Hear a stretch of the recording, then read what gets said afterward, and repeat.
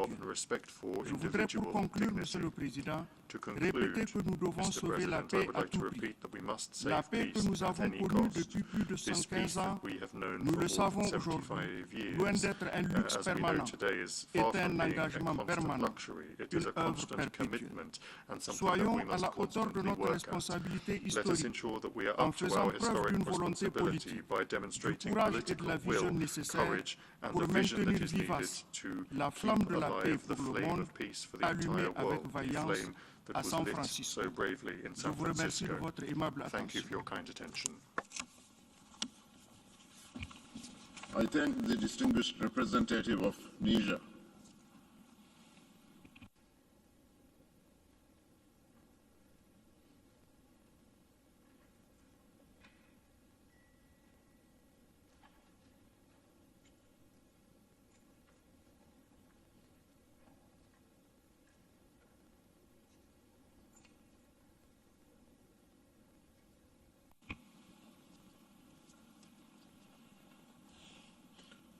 I now give the floor to the distinguished representative of Nicaragua.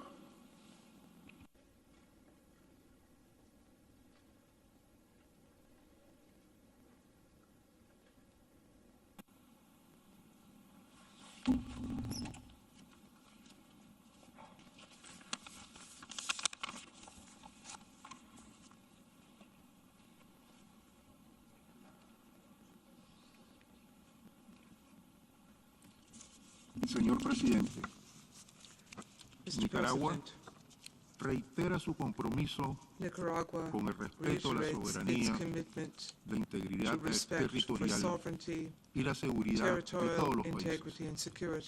Los Estados miembros debemos cumplir enfáticamente con los propósitos y principios de la Carta de la ONU.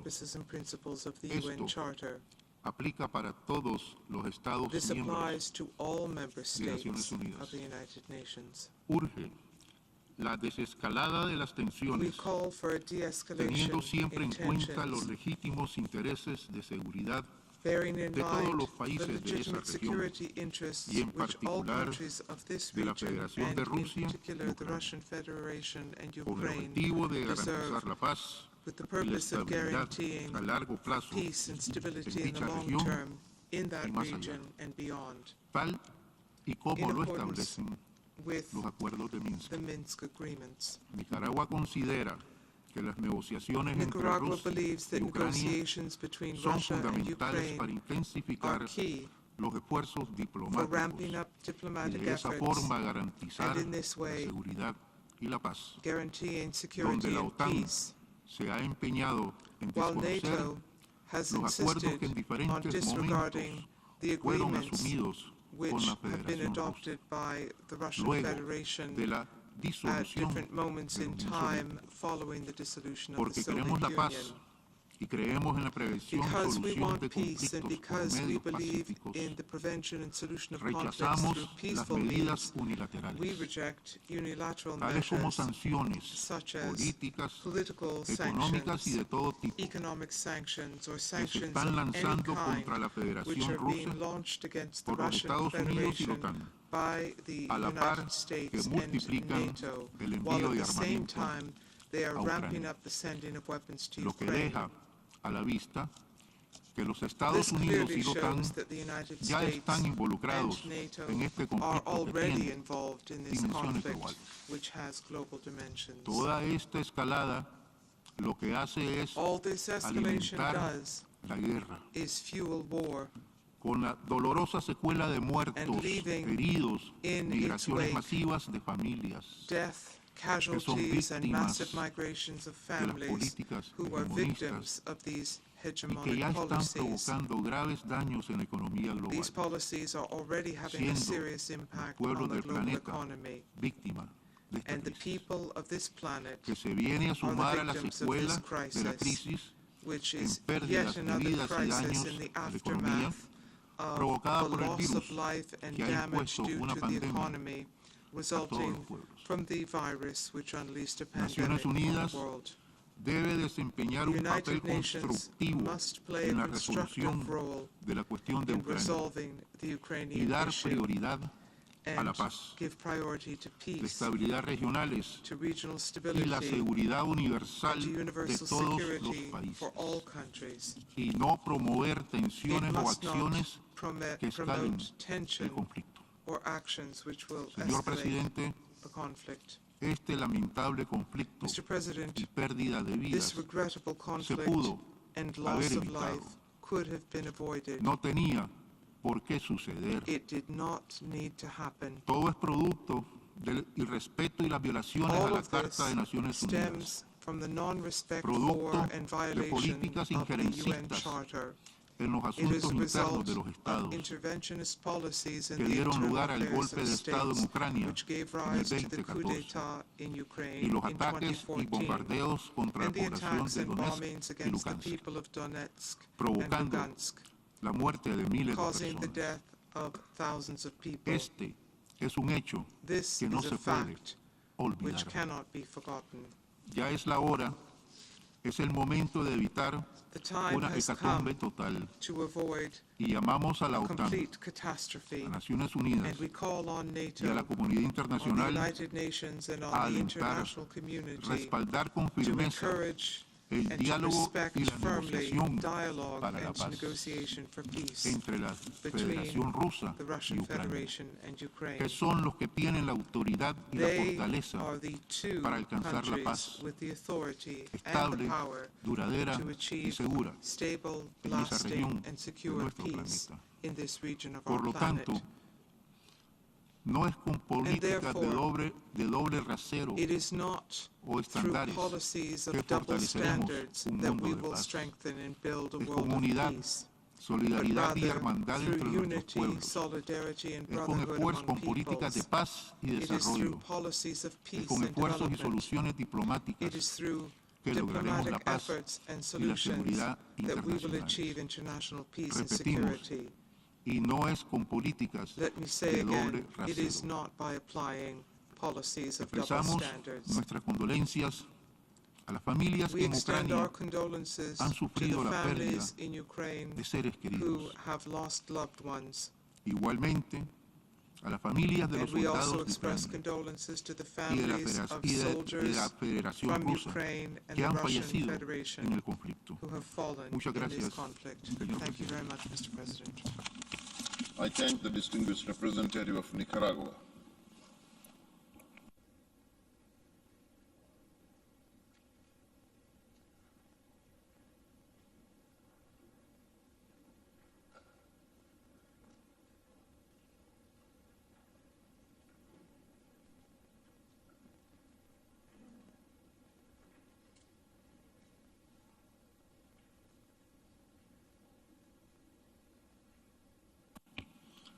And I now give the floor to the distinguished representative of Romania.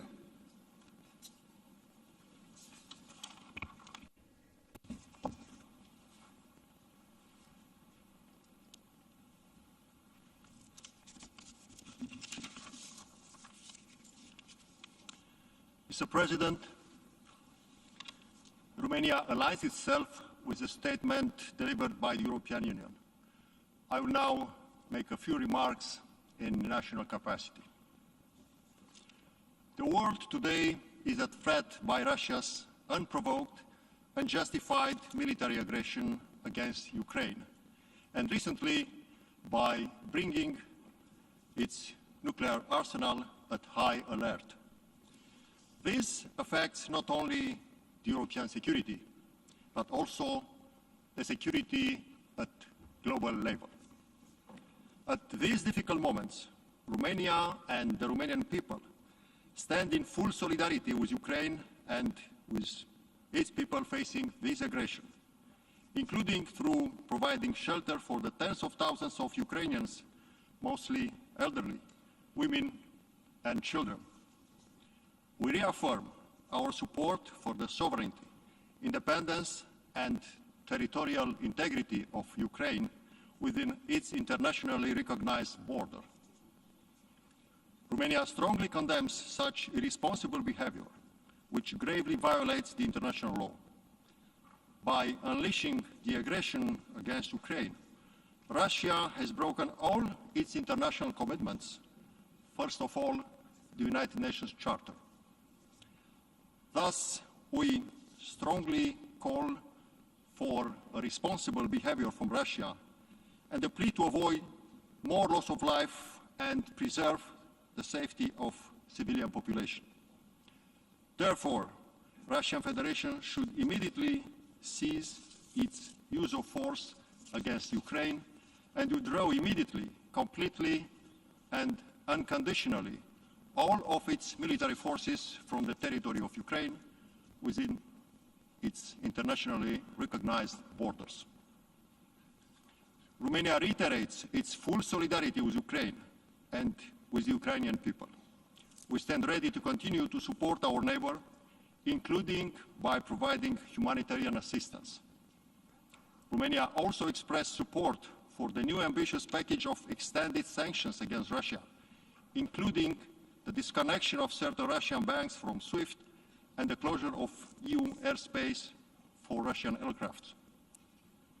We underline the decision of the Romanian authorities to support the neighboring state Ukraine by donating protective equipment, fuel, food, water and medicines amounting to more than 3 million euros, in addition to the contributions already sent until now. Romania joins all the United Nations countries that voiced their call on the Russian Federation to abide by the principles set forth in the United Nations Charter and the Declaration on Friendly Relations, as well as to abide by the Minsk agreements and to work constructively in relevant international frameworks, including in the Normandy format and trilateral contact group towards their full implementation. I thank you, Mr. President. I thank the distinguished representative of Romania.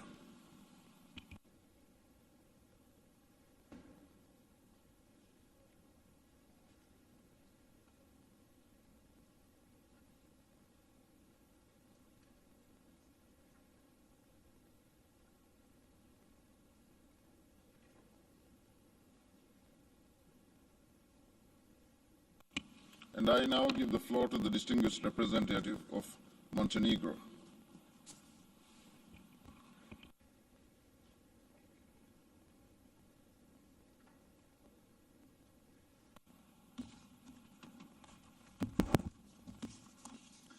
Mr. President, Montenegro aligns itself with the statement delivered by the European Union. Please allow me to highlight some issues in my national capacity. We are gathered here today in response to the blatant violation of the UN Charter, of international law, and of the sovereignty and territorial integrity of Ukraine by the Russian Federation. The escalation of security situation due to the Russian aggression against Ukraine is extremely alarming.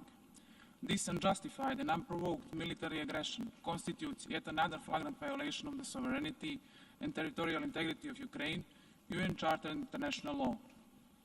It puts lives of millions of people at risk and represents a clear and present threat to peace and security in Europe and beyond. We condemn these actions and call on Russia to immediately, completely and unconditionally stop all fighting and withdraw all of its forces from the territory of Ukraine. The dangerous rhetoric, including the raising of nuclear alert levels, must stop. This rhetoric can only lead to further escalation and increasing the risk of catastrophic miscalculation. We also condemn the involvement of Belarus in this aggression against Ukraine and call on it to abide by its international obligations. Mr. President, regrettably, the Security Council failed its primary responsibility for the maintenance of international peace and security because of the veto cast by one permanent member. Therefore, we welcome the decision of the Security Council to refer the matter to the General Assembly. We reiterate that the only way to achieve lasting peace is through diplomatic means. There can be no military solution to the conflict. Peaceful settlement of disputes and refraining from the threat or use of force are fundamental principles of international law in line with the UN Charter and the Helsinki Final Act.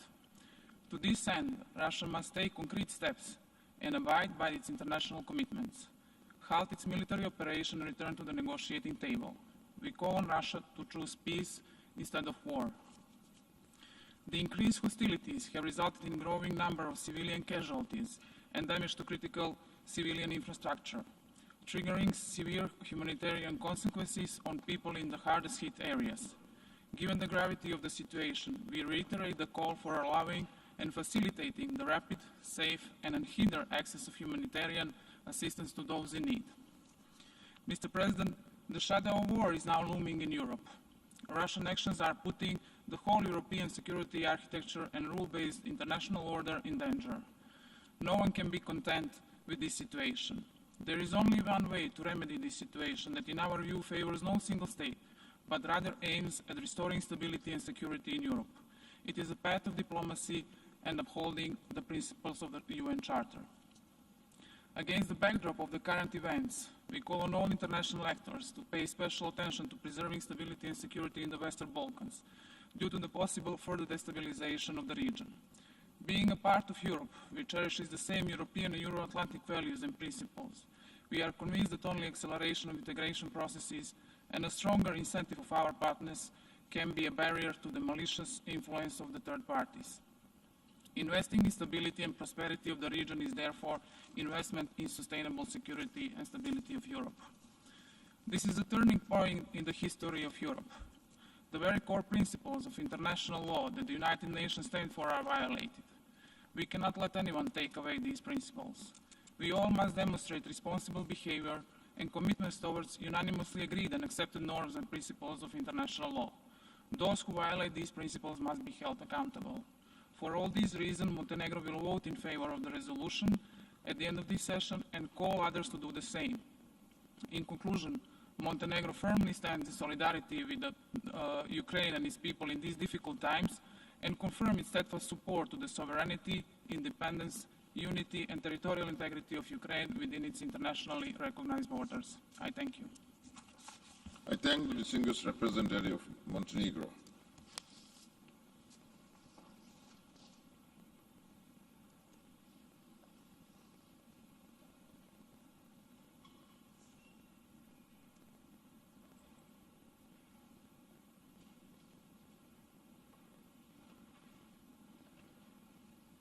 I now give the floor to the distinguished representative, San Marino.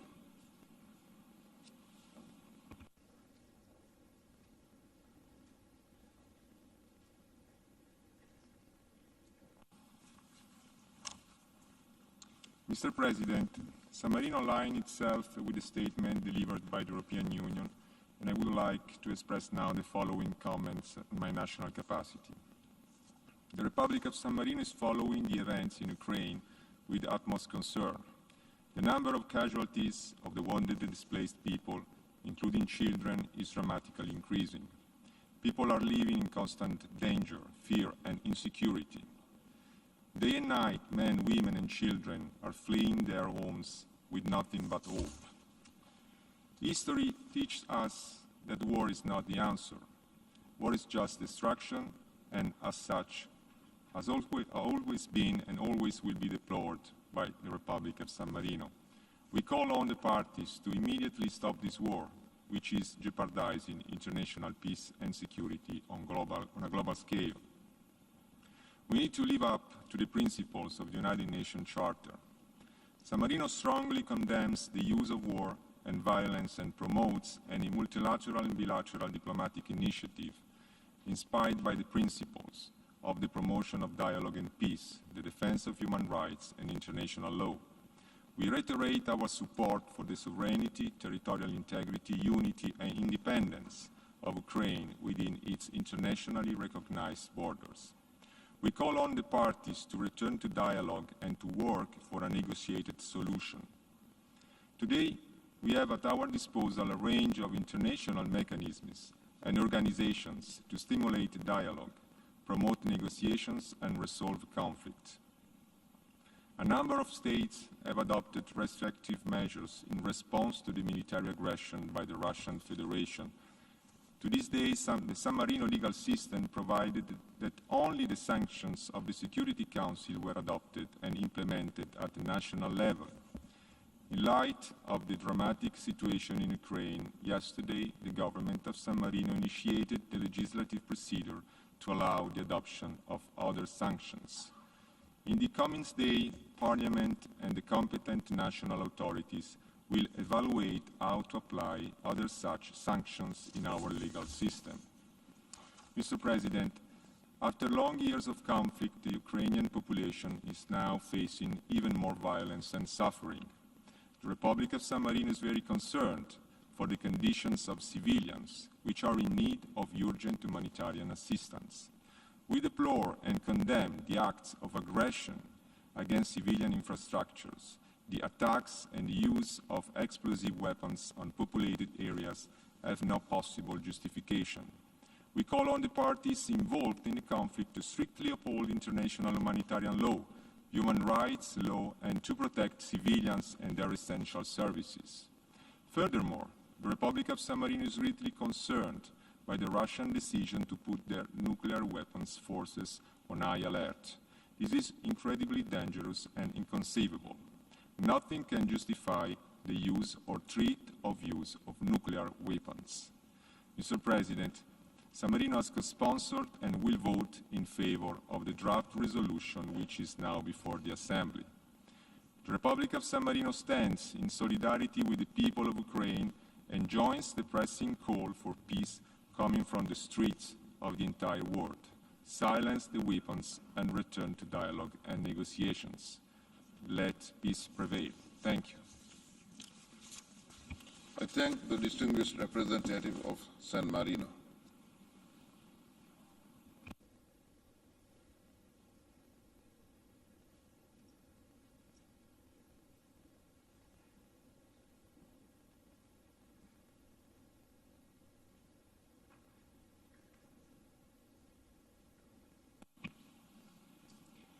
I now give the floor to the distinguished representative of Cyprus.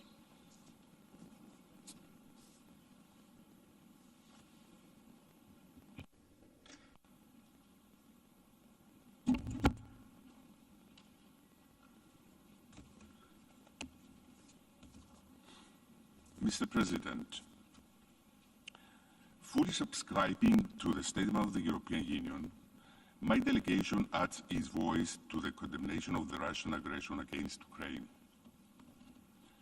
We stand in solidarity with Ukraine and reiterate our support to its unity, sovereignty, and territorial integrity within its internationally recognized borders.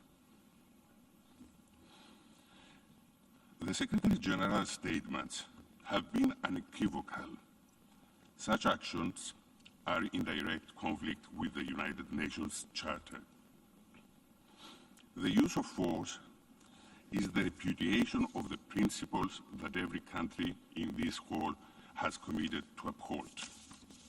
Cyprus condemns any breach of international peace and security effected through military action by any state against the independence, sovereignty, and territorial integrity of another.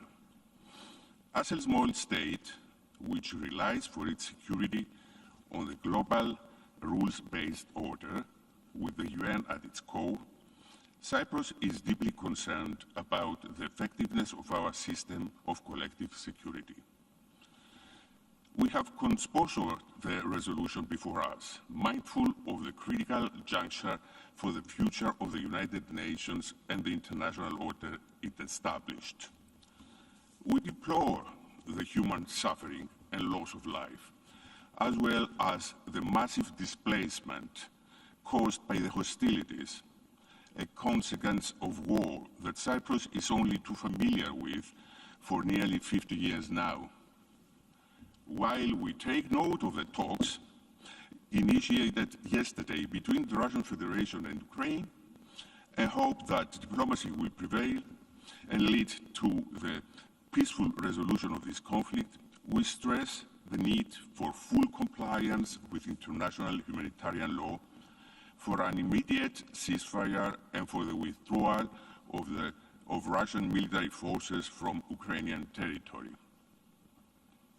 We also reiterate that the urgent need to reverse unlawful acts, including the recognition of the self-proclaimed independence of the separatist areas in eastern Ukraine.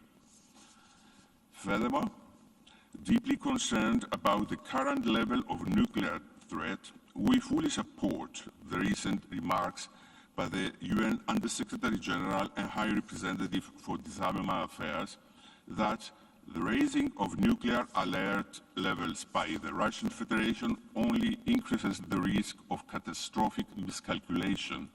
There are no victors with nuclear weapons, only victims. Restraint, de-escalation, and risk reduction are urgently required for the sake of all our security. In closing, Cyprus, as a victim itself of foreign invasion and ongoing occupation, stresses in the strongest possible terms that the situation in Ukraine constitutes a flagrant violation of international law and undermines the rules-based international order. There is only one way out: diplomacy, not war. I thank you. I thank the distinguished representative of Cyprus.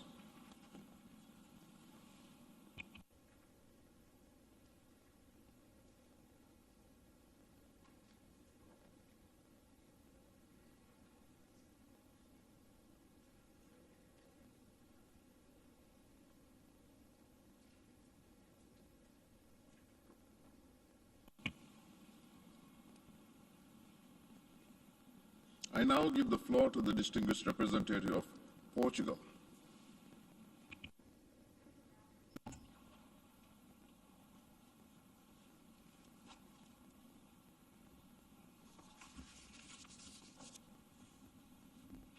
Mr. President, Portugal aligns itself with the statement delivered by the European Union. A few additional remarks in our national capacity. Mr. President, we strongly condemn the unprovoked aggression by the Russian Federation against Ukraine, in violation of international law and the UN Charter. Russian military forces must immediately and completely withdraw from the territory of Ukraine.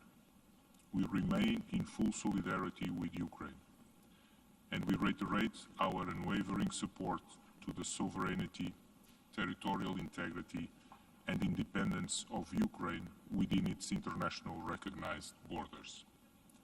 We deeply regret the loss of lives and the mounting human suffering inflicted to the Ukrainian people.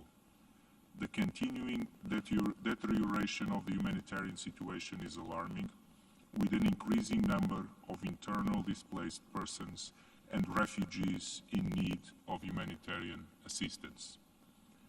This rapidly escalating tragedy requires international solidarity. We therefore fully support the efforts coordinated by the UN to address the humanitarian consequences of the conflict.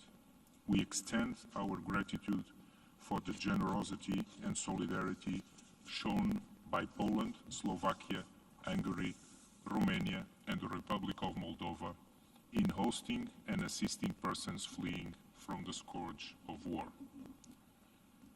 We support these humanitarian efforts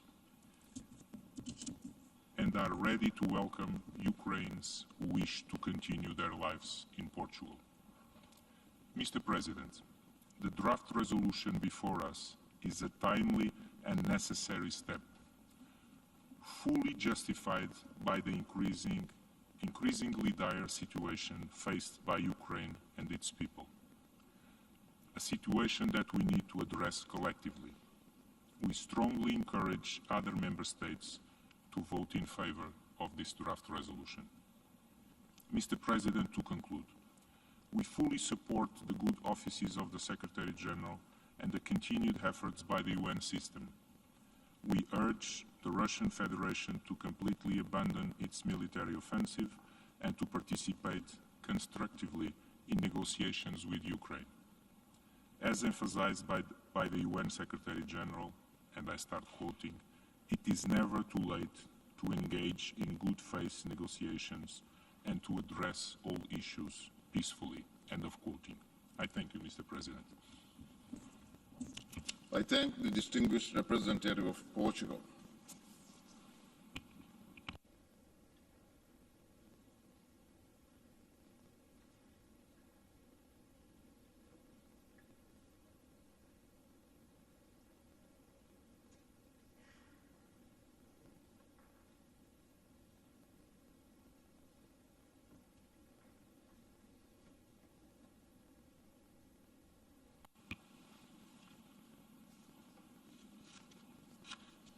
I now give the floor to the representative of Democratic People's Republic of Korea.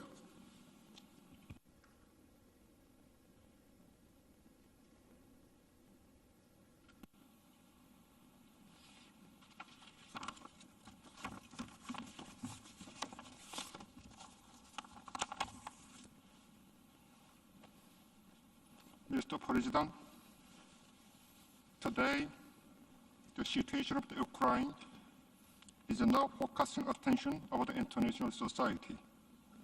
The root cause of the Ukraine crisis totally lies in the hegemonic policy of the United States and the West, which indulge themselves in high-handedness and arbitrariness toward other countries. The United States and the West have systematically undermined security environment in Europe by ignoring reasonable and just demands of the Russian Federation for legal guarantee for security, while pursuing NATO's eastward expansion and more bluntly attempting to deploy attack weapon system.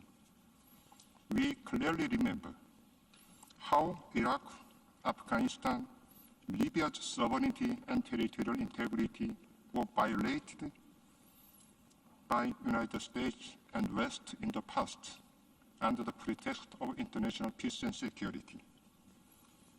It is absurd for United States and West that have devastated Iraq, Afghanistan, and Libya to mention the respects of sovereignty and territorial integrity of a situation of the Ukraine. That does not stand to reason at all. It is characteristic of the current international order that seeds of discord are sown in every region and country where United States interfere, thus the relation between countries are deteriorating.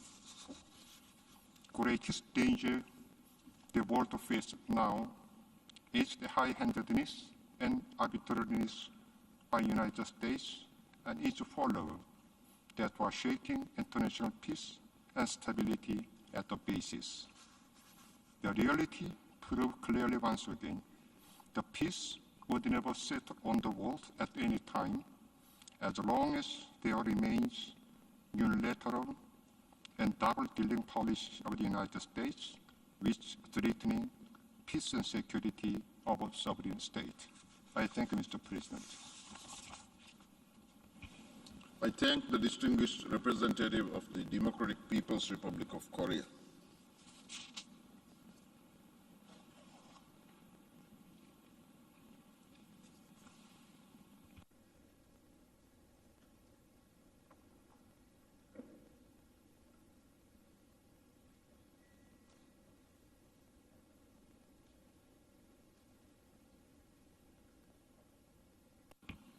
I now give the floor to the distinguished representative of Zambia.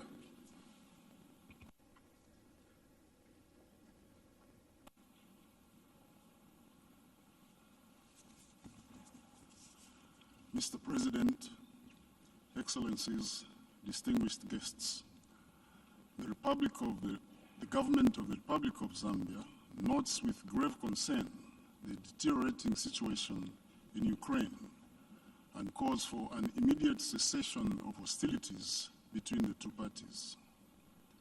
The two parties concerned should seek peaceful means in order to find an amicable solution to the current conflict. As a peace-loving nation and an advocate of nonviolent means for resolving conflict, Zambia joins the international community in calling for a peaceful resolution and diplomatic dialogue on the situation in Ukraine. Mr. President, the military aggression by the Russian Federation in Ukraine is regrettable and should therefore be discontinued. Zambia welcomes the meeting that was held between the Russian Federation and the Ukrainian delegation, which we believe was a step in the right direction. All international actors are obliged to respect international law and uphold the Charter of the United Nations. We therefore call upon both Russia and Ukraine to agree to an immediate ceasefire in line with the principles of the United Nations Charter. It is incumbent upon both parties to prevent any further loss of human lives and property, as well as displacement of more people in Ukraine. Mr. President, we are all cognizant that the entire world stands to lose in the perpetuation of such and any other world conflict. Zambia therefore looks forward to an immediate peaceful resolution and the return to normalcy in Ukraine, as well as to reach an agreeable, peaceful outcome of this situation without further escalation of violence. Mr. President, Zambia supports this draft resolution. I thank you. I thank the distinguished representative of Zambia.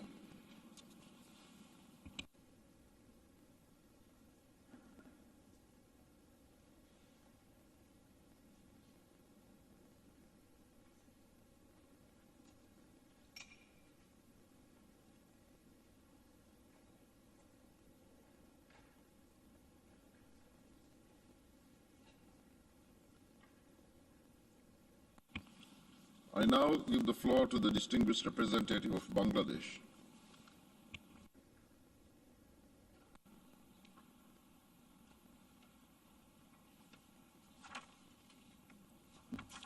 Mr. President, thank you for convening the 11th Emergency Special Session of the United Nations General Assembly.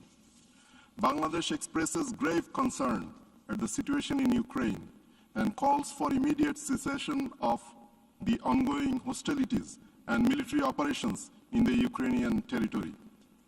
We believe that the obligations stipulated in the Charter of the United Nations regarding prohibition of use of force, respect for sovereignty and territorial integrity, and peaceful settlement of international disputes must be complied with in all circumstances without exception.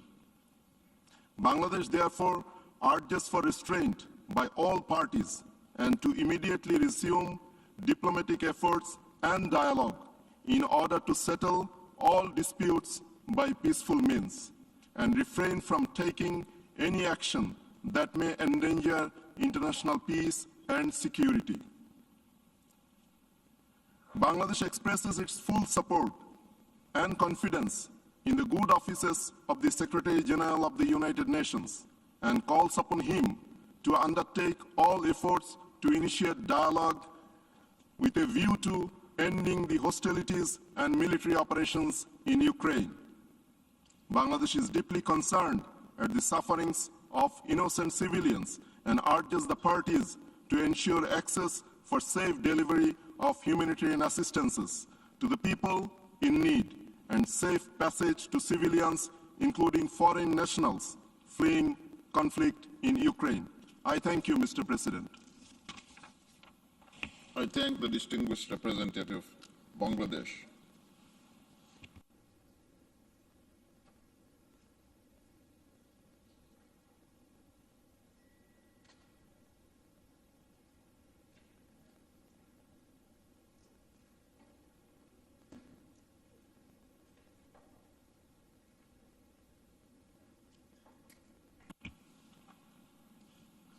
I now give the floor to the distinguished representative of North Macedonia.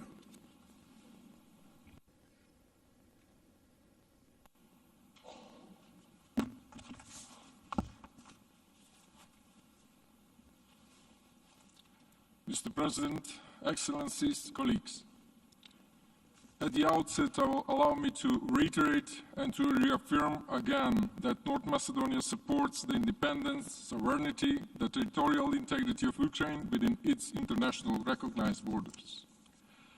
North Macedonia aligns itself with the EU statement delivered earlier on this emergency special session of the United Nations General Assembly. In my national capacity, I would like to add the following. Unprovoked Russian aggression against Ukraine is a blatant violation of international law and all principles enshrined in the Charter, and above all, the values of humanity. Hearing the sirens of war in this day and age in the heart of Europe is still hard to believe.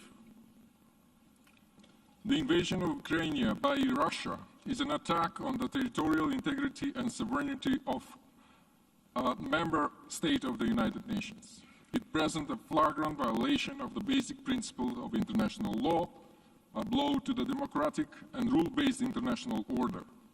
North Macedonia strongly condemns the decision of Moscow to opt for the path of war which is a clear act of aggression against independent country.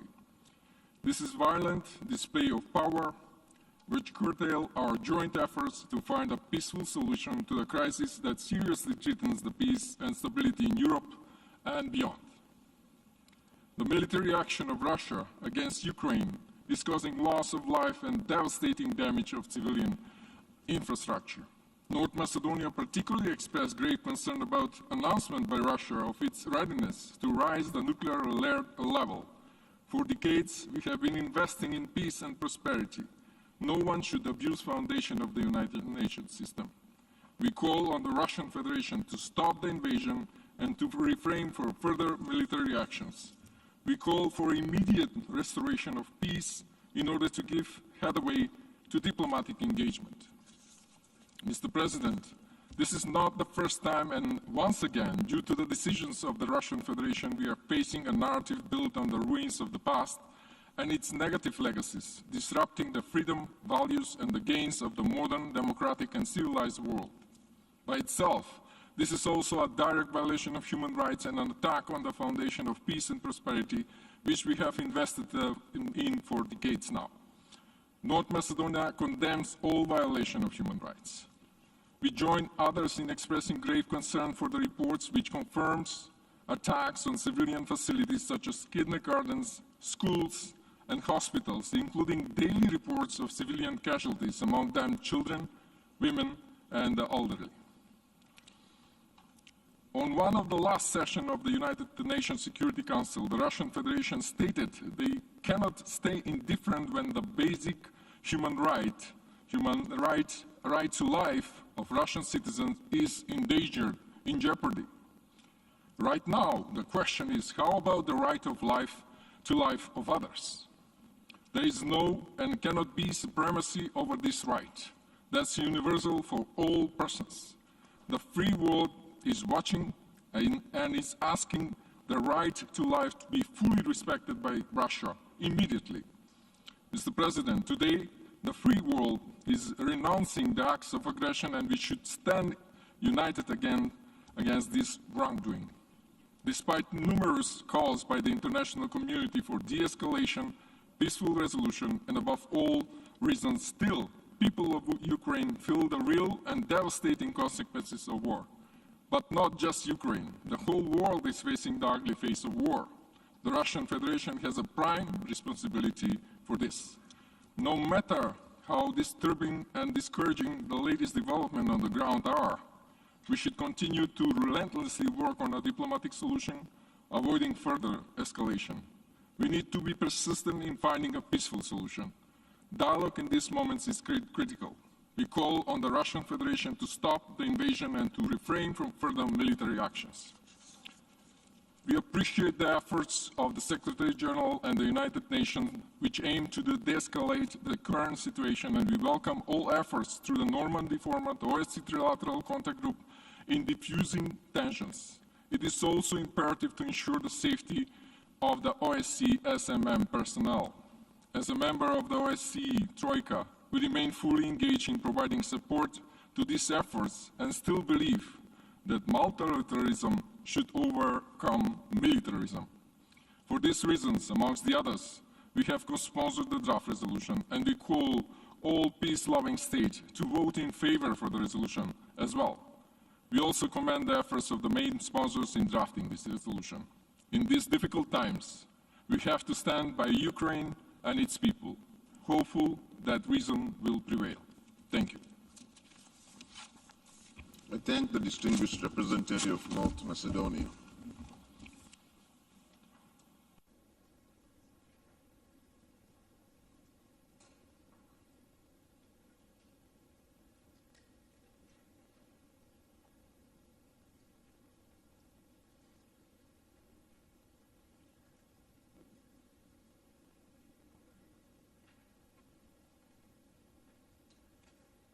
I now give the floor to the distinguished representative of Vanuatu.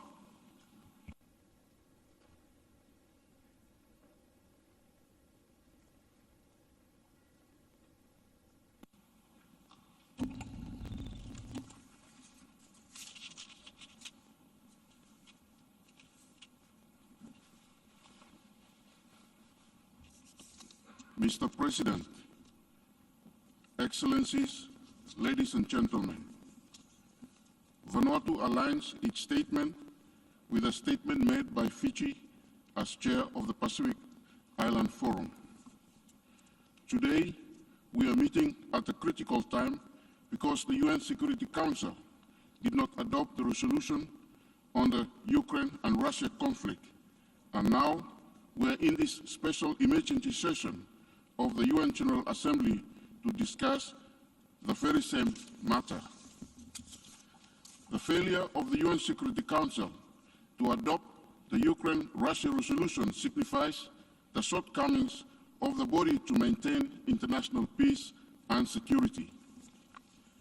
The UN General Assembly discussion of this matter is important because of its universal membership, and small states like Vanuatu can provide their views on the situation and to also express our solidarity with the peoples and government of Ukraine. As we all know, there were several attempts made in the past for a diplomatic solution.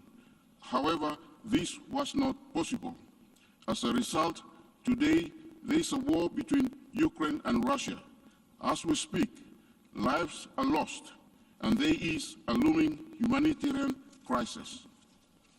As a small state, Vanuatu does not have a military might, nor nuclear weapons, but Vanuatu believes in the international rule of law and the right to self-determination of peoples and countries.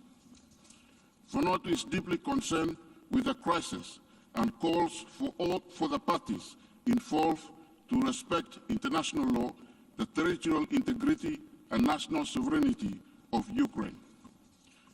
Vanuatu further calls for safe humanitarian access to all affected areas and urge all parties involved to ensure that this happens.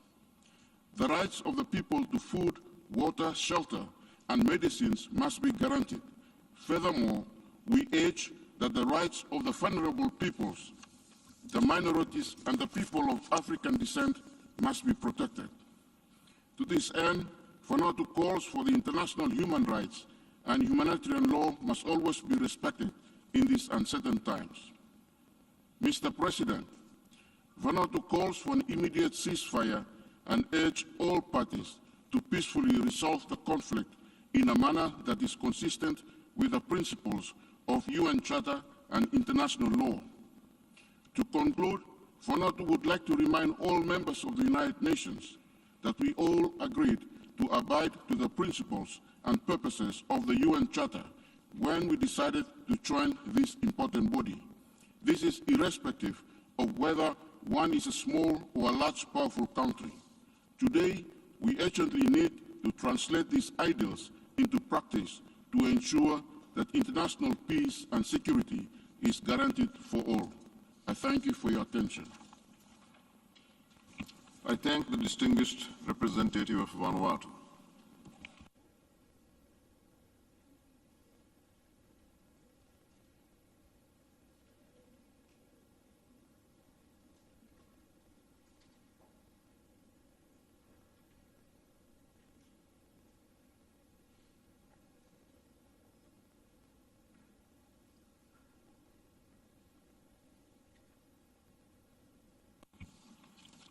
I now give the floor to the distinguished representative of Haiti.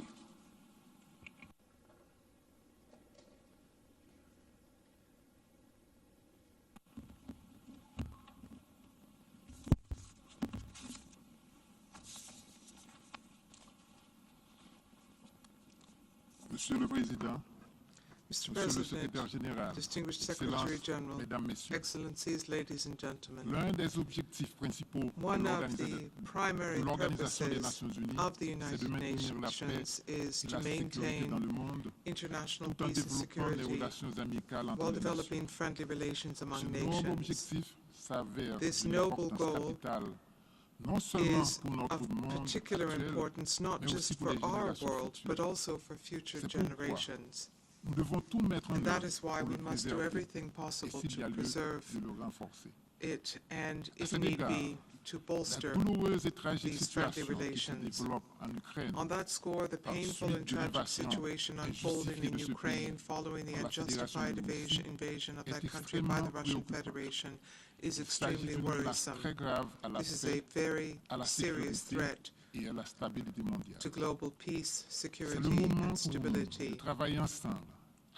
We must all work together to avoid a dangerous escalation of this armed conflict, particularly after the decision by Moscow to set its nuclear forces on alert.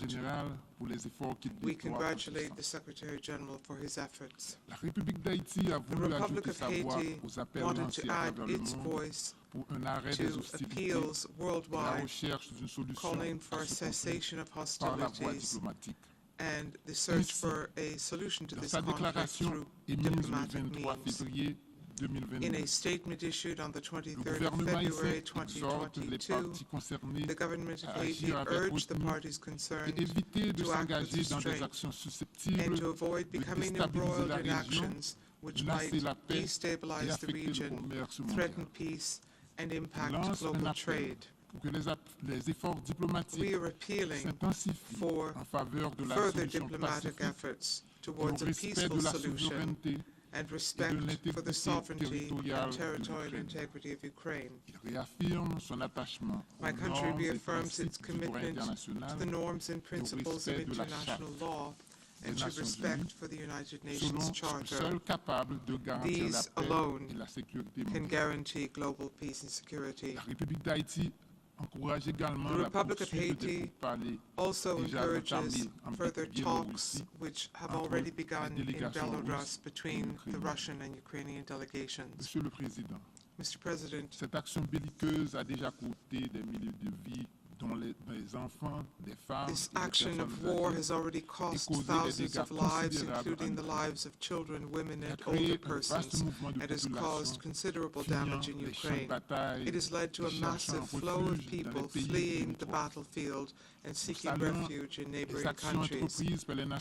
We welcome the actions taken by the United Nations to provide assistance to victims, and we encourage member states of the United Nations, in particular European countries, to continue to welcome with dignity the thousands of refugees, whoever they may be, who are now knocking on their doors.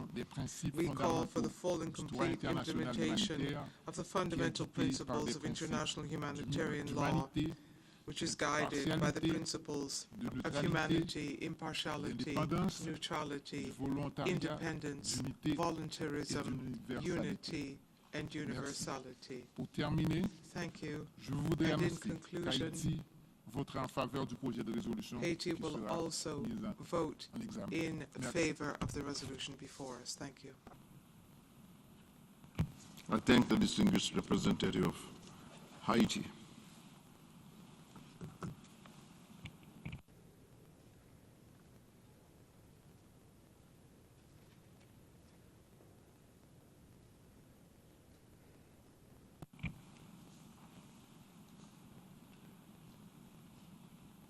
I now give the floor to the distinguished representative of Tonga.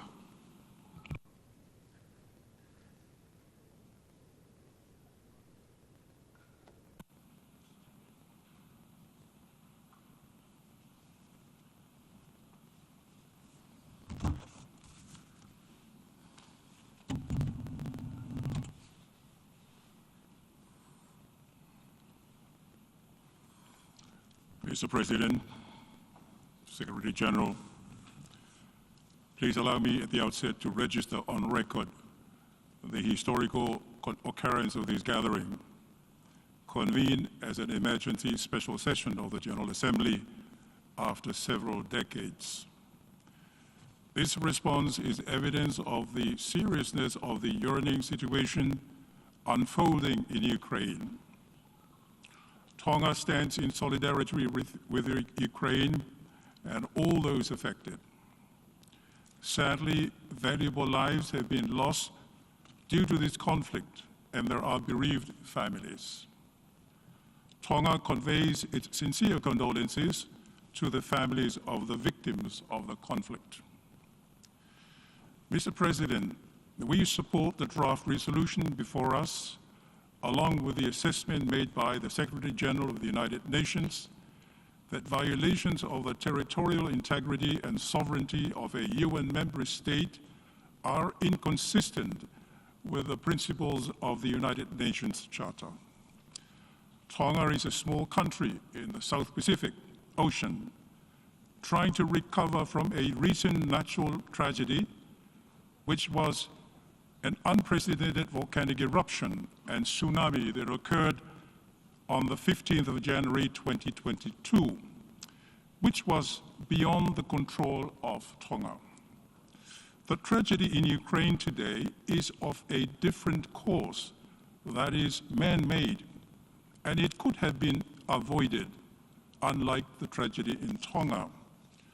So Tonga greatly sympathizes with Ukraine, who is trying to survive this ordeal, let alone recovering from it. Tonga is most grateful to the United Nations, NGOs, civil societies, regional bodies, member states of the United Nations, who have provided help to Tonga and stood in solidarity with Tonga during its ordeal. Likewise, Tonga calls on these faithful partners again to help Ukraine in its ordeal. As a small state and a fellow member of this august body, we stand to uphold the principles of the UN Charter, and we support peaceful dialogue and negotiations. Therefore, Tonga has co-sponsored the draft resolution currently before the General Assembly, and it will vote yes on it in support of Ukraine against Russia's aggression. It is in the spirit of benevolence and constructive engagement that we join the statement delivered by Fiji, the chair of the Pacific Islands Forum, to call upon the good conscience of all parties to pursue every possible means available to de-escalate the situation and return to the path of diplomacy. And by doing so, we beseech upon our good friends in both parties to consider an immediate ceasefire and safe humanitarian access to affected areas, while upholding the principles enshrined in the United Nations Charter. Mr. President, in conclusion, it is our fervent hope that holding this emergency special session of the General Assembly will restore the spirit of cooperation and dialogue among all parties. Like many of my good colleagues who have eloquently said it before me, there is always time for de-escalation and dialogue. We encourage all parties to favorably consider this way forward, thereby upholding peace and security in the spirit of multilateralism that we all aspire to. I thank you. I thank the distinguished representative of Tonga.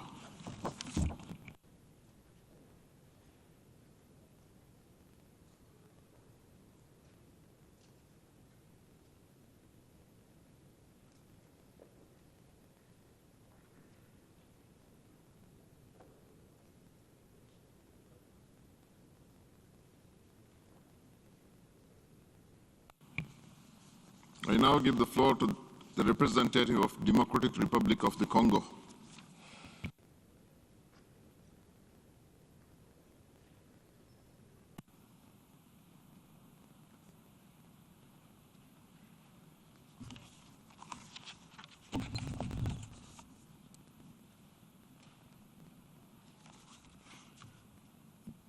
Monsieur le Président, Excellences, Mr. President, Mesdames et Messieurs, Excellencies, ladies and gentlemen, ma délégation voudrait saisir my cette delegation occasion would like pour to take réitérer this notre opportunity attachement to reiterate aux our principes commitment fondamentaux to de the la Charte des fundamental Nations Unies principles of the et au droit United Nations international. Charter and international law. Le respect de l'intégrité Respect territoriale for the et de territorial la souveraineté integrity de and tous les pays sovereignty of all countries par tous les États membres by all constitue member pour ma states is délégation for my un élément delegation fondamental a pour la paix fundamental element et la for sécurité peace internationale. and international security. Bien plus, c'est une What's règle more, d'or this is et a golden intangible rule, que tout an État membre de intangible l'ONU rule se doit de that respecter all en members of tout the lieu United et en Nations toutes must circonstances. respect at all times and Au vu de sa propre in all expérience places, vécue, due to its own la République démocratique du Congo ne peut ni Democratic directement Republic ni of the indirectement Congo cautionner La violation de la souveraineté et de l'intégrité territoriale de n'importe quel État membre en général et de l'Ukraine en particulier.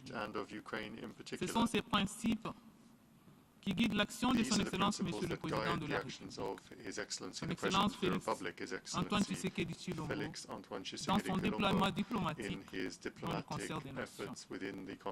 En vertu de principes consacrés par la Charte des Nations Unies, de résoudre le conflit par de moyens pacifiques, nous saluons tous les efforts visant à encourager le dialogue et à ouvrir la voie aux négociations diplomatiques afin d'aboutir à une solution pacifique à l'avantage de deux parties dont le peuple par surcroît partage de liens étroits.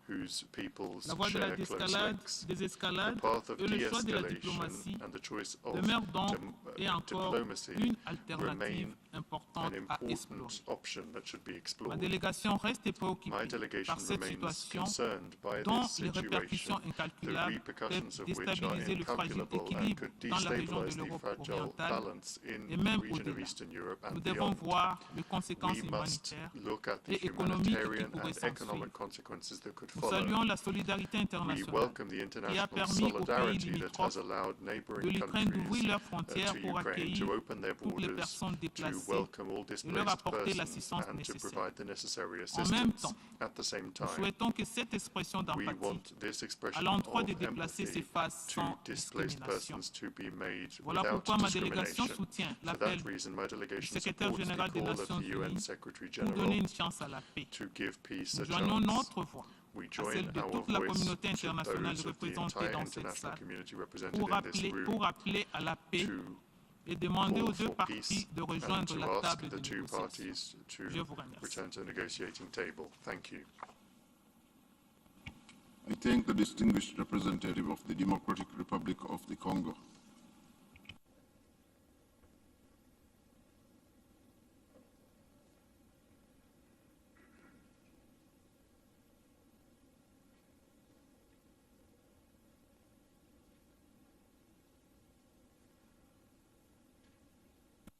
And I now give the floor to the distinguished representative of Nigeria.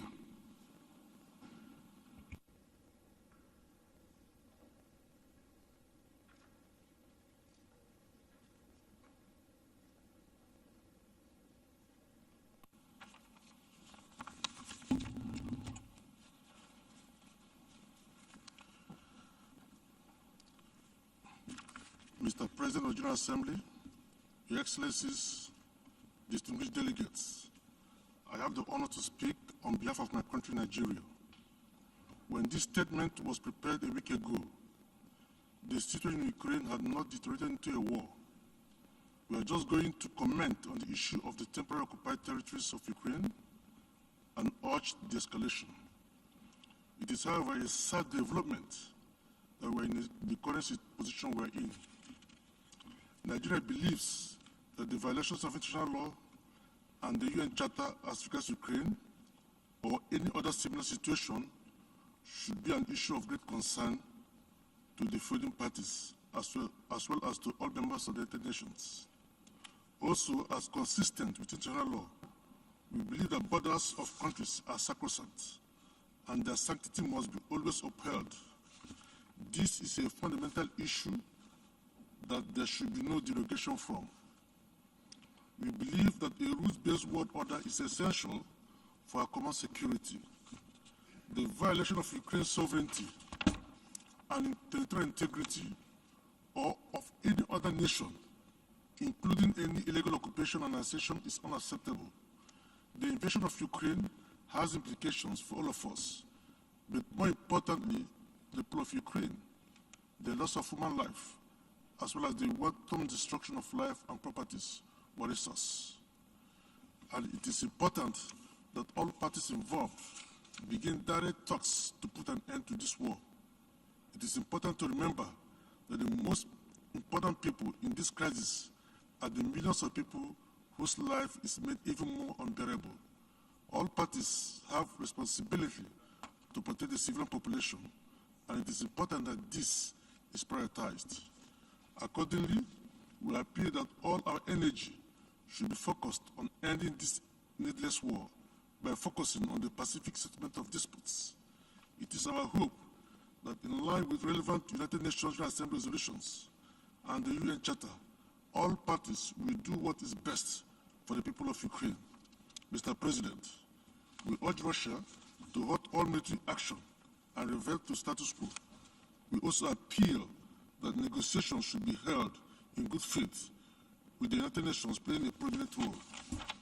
Countries with influence on the parties should redouble their diplomatic and related efforts to bring this conflict to a mutually satisfying end for both parties.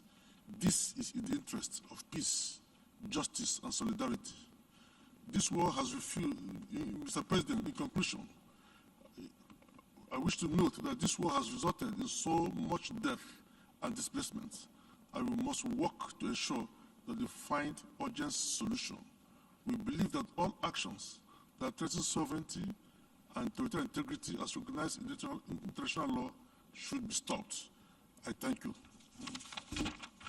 I thank the distinguished representative of Nigeria.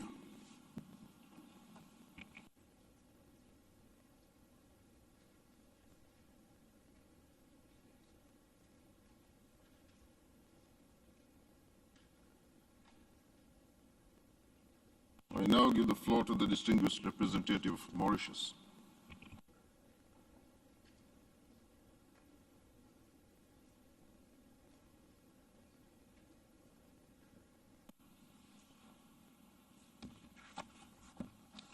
Thank you, Mr. President. Mauritius is a small island state and among the very few countries in the world which do not possess an army. We strongly believe in the core values and principles enshrined in the Charter of the United Nations and the respect for international law, which is the cornerstone for a rules-based world order. We also believe and have faith in our organization and its immense responsibility and inescapable role for the promotion of a peaceful and prosperous world. It is therefore with great preoccupation that Mauritius joins other delegations in expressing its deep concern on the unfolding situation in Ukraine. We deplore the loss of lives and damage caused to civilian infrastructure and the increasing number of internally displaced persons, which is heavily impacting the region. The threat or use of force against the sovereignty, territorial integrity, or political independence of any state is inconsistent with the Charter and principles of the United Nations. Mauritius supports the call of the Secretary General and the international community for an immediate end to hostilities.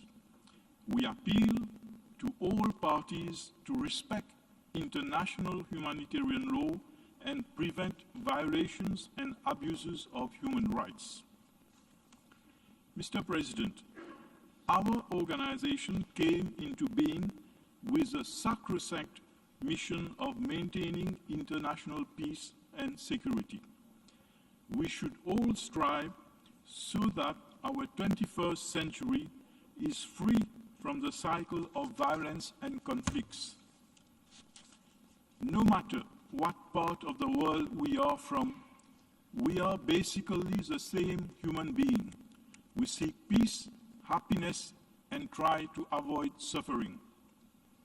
This is a defining moment for our organization. We need to support de-escalation and assist all parties in seeking a peaceful resolution of this conflict. Mauritius strongly urges the path of dialogue and negotiations.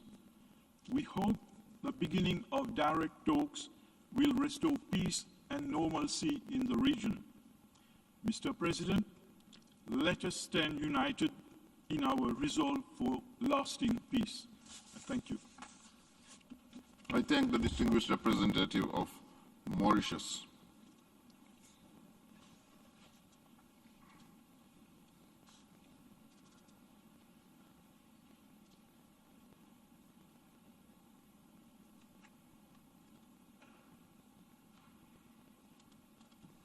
I now give the floor to the distinguished representative of Tunisia.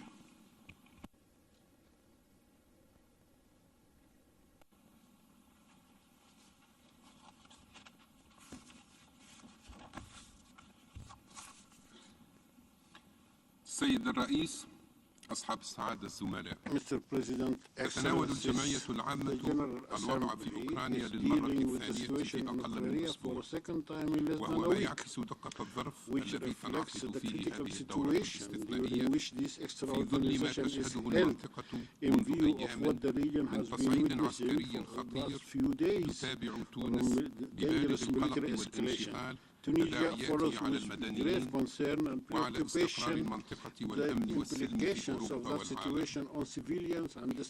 إن تونس تأمل أن تتوصل المجموعة الدولية إلى حل هذه الأزمة وتعتبر أن الظرف الحالي يقتضي مواصلة هذه الجهود ومضاعفتها من قبل الأطراف الفاعلة، وهي تساند جهود الأمين العام ومنظمة الأمم المتحدة من أجل إقرار وقف فوري لإطلاق النار ووضع حد للتصعيد لتجنيب المدنيين المزيد من المعاناة في ظل تزايد أعداد اللاجئين وإمكانية تفاقم الأوضاع الإنسانية ولتفادي المزيد من الخسائر في الأرواح. إن وقف إطلاق النار وتحقيق التهدئة ضروريان في هذه المرحلة الحاسمة من الأزمة للحلول دون مزيد تعقيد الوضع. ويتعين أيضا بذل مساع أكبر لتشجيع الأطراف المعنية مباشرة على الاحتكام إلى الحوار والتفاوض والعمل بشكل بناء على التوصل إلى تسوية دائمة للنزاع بالطرق السلمية بما يمكن من استعادة الأمن والاستقرار في المنطقة. لا خيار لحل هذه الأزمة إلا بالحوار والطرق السلمية. وفي اعتقادنا تبقى اتفاقات مينسك التي صادق عليها مجلس الأمن في قراره عدد 22/02 لسنة 15 و2000 من بين المسارات المتاحة لتجاوز الأزمة، ونأمل في هذا الإطار أن تتواصل المفاوضات من أجل حمل الأطراف على الوفاء بالتزاماتها لتفعيل هذه الاتفاقات والانخراط البناء في التوصل إلى تسوية تحقق السلم وتعيد الأمن والاستقرار.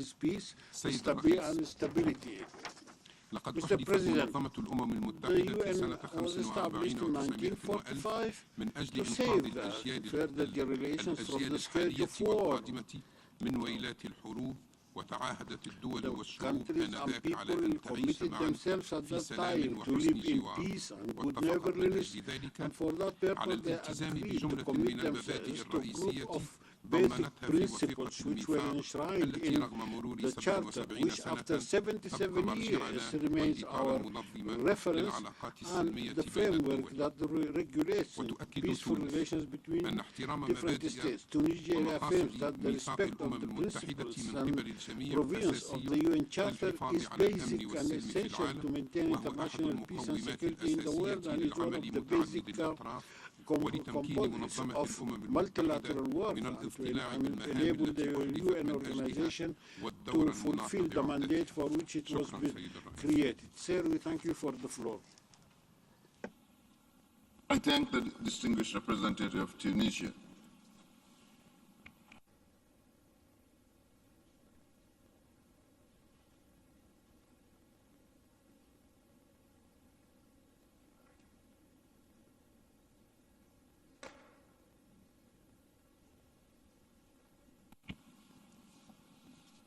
I now give the floor to the distinguished representative of Qatar.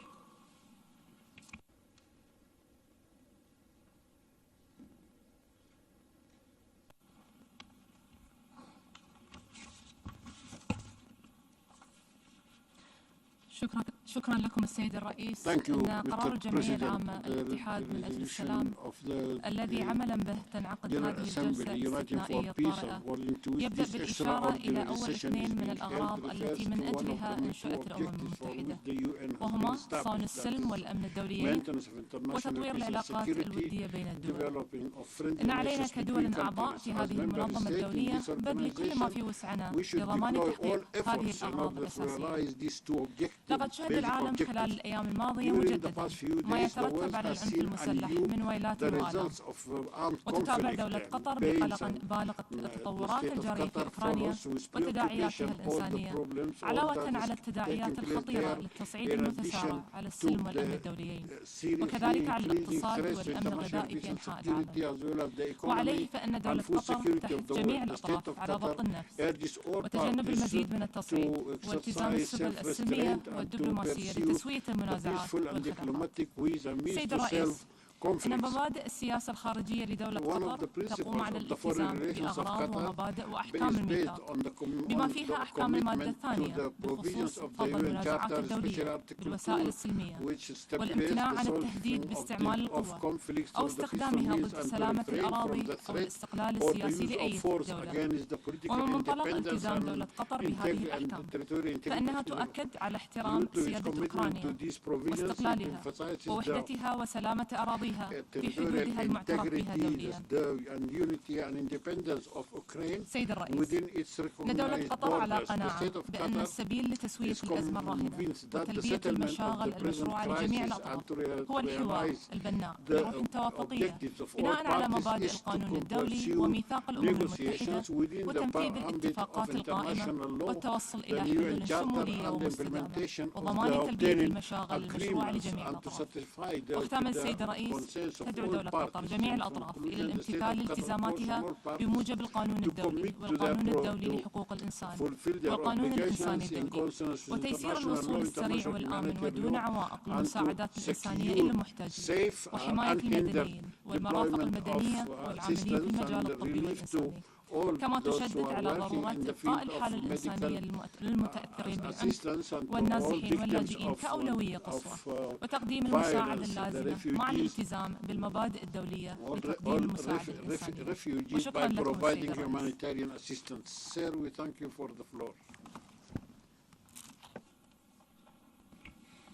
I thank the distinguished representative of Qatar. We have heard the last speaker in the debate on this item for this meeting. We will hear the remaining speakers tomorrow morning in this hall at 10 a.m., followed by action on the draft resolution submitted under this item. The meeting is adjourned.